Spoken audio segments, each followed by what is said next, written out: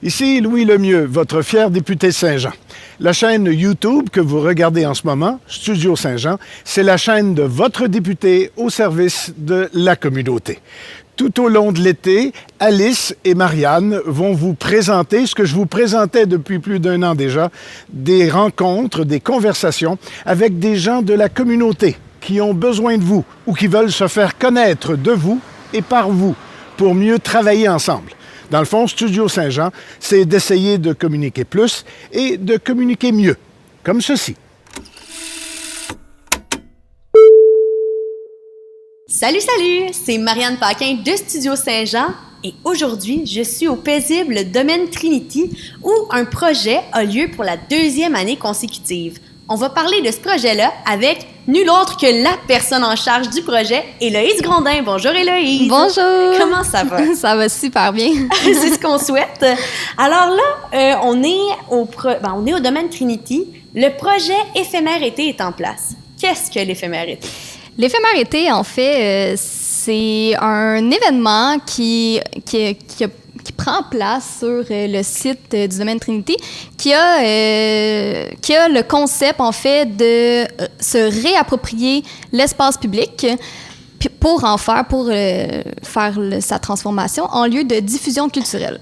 C'est-à-dire qu'on a une programmation culturelle qu'on offre aux citoyens, puis c'est comme des expositions d'œuvres d'art. On a ici, avec les œuvres de M. Daniel Granger. Effectivement, ouais. On a aussi on a 2 autres expositions. On a l'exposition en collaboration avec les capteurs d'images, qui est une exposition de photos architecturales. Puis, on a aussi une exposition d'œuvres des peintures, en fait, dans le Centre d'art de Yves Doré. Oh, quand même. Puis c'est ouvert. Est-ce que c'est toujours ouvert? Mettons que quelqu'un passe puis elle veut aller voir. Est-ce qu'il y a un coût d'entrée? Est-ce que tout est toujours visible? En fait, le domaine Trinity, c'est un lieu public. Donc, les gens ils peuvent venir n'importe quand ça leur enchante. On a des balançoires publics, des tables à pique-nique que les gens peuvent utiliser en tout temps. Sauf que Éphémère été, c'est également du mobilier qu'on met en place pour les citoyens. Donc, ce mobilier-là et l'ouverture des bâtiments, c'est seulement du jeudi au dimanche de 1h à 8h. Puis, du jeudi au dimanche de 1h à 8h, est-ce qu'il y a des activités qu'on peut faire? Tu parlais un peu du mobilier. Mais là, je vois, on est jeudi aujourd'hui, puis je vois qu'il y a plusieurs personnes déjà qui sont là, puis il y a l'air d'avoir des jeux de poche. Qu'est-ce qu'il y a en fait à l'éphémère été? Qu'est-ce qu'on peut faire comme activité? À l'éphémère été, il y a beaucoup de choses à faire. On a des activités participatives créatives qu'on peut faire. On a, par exemple, un petit passeport cherche et trouve que les gens ils peuvent aller sur le domaine, se promener et trouver environ 20 éléments de la biodiversité. Et ensuite, ils cochent. Nous, on peut étamper dans le passeport vraiment comme un petit carnet qu'on peut faire sur plusieurs jours. C'est ça. Puis, on a également, comme j'ai dit, du mobilier urbain. On avait l'intention de mettre des hamacs et des beanbags qu'on a finalement eu la déception de dire non à cause de la pandémie actuelle. Sinon, on a une petite fermette qui a des poules et qui va bientôt compter des lapins. Oh! Toujours sous la thématique noir et blanc. Donc, les poules sont noires et blanches et les lapins seront noirs et blancs aussi. Bien, justement, cette thématique-là, noir et blanc, l'an passé, c'était haut en couleur. Bien, cette année, comment, les activités, là, il y en a d'autres aussi, mais là, je vois que c'est un peu noir et blanc, mais qu'est-ce qu'il y a de noir et blanc, en fait? C'est quoi? Parle-nous un peu de la thématique. Bien, en fait, la thématique... oui, noir et blanche, mais on avait une programmation au départ, quand on a choisi le thème, beaucoup plus centré sur le noir et blanc. Okay. À cause de la pandémie, on a dû annuler ces activités-là. Donc, ce qui reste, c'est surtout le mobilier qui est noir et blanc. On a un jeu de dames qui vient dans le concept noir et blanc. On a, comme j'ai dit, les poules qui sont des poules noires et blanches, des lapins qui seront noirs et blancs.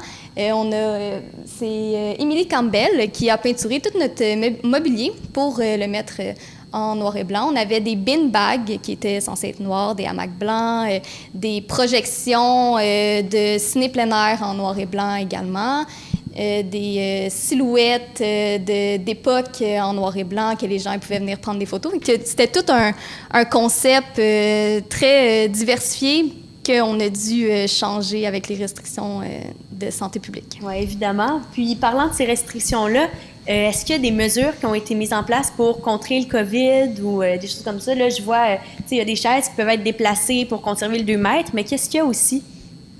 Bien, en fait, oui, c'est surtout que les gens ils respectent le 2 mètres, qu'on offre un site qui est plus centré sur la relaxation, que les gens ils peuvent venir en étant apaisés, puis profiter du site et de l'espace de plein air.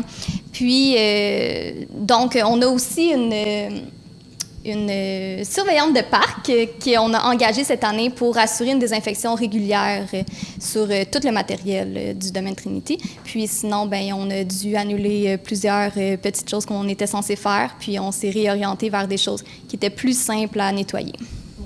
Ouais. Puis, c'est vraiment bien qu'il y ait une désinfection. Puis, j'ai vu aussi, c'est le fun, il y a des petites cabanes noires et blanches avec le purel à l'intérieur. Là. Ouais. Je trouve ça vraiment le fun. Puis, parlant de ça, tu parlais qu'il y avait plusieurs activités qui étaient offertes. Est-ce qu'il y a un public cible? Tu sais, on parlait un peu de relaxation, mais quel est le public cible? C'est assez large comme public qu'on a ici au domaine. C'est sûr que nous, on essaie de centrer ça sur les citoyens de la ville de Saint-Jean-sur-Richelieu, mais surtout les riverains du domaine Trinity qui est à Iberville, donc surtout les citoyens d'Iberville, qui est un secteur de Saint-Jean.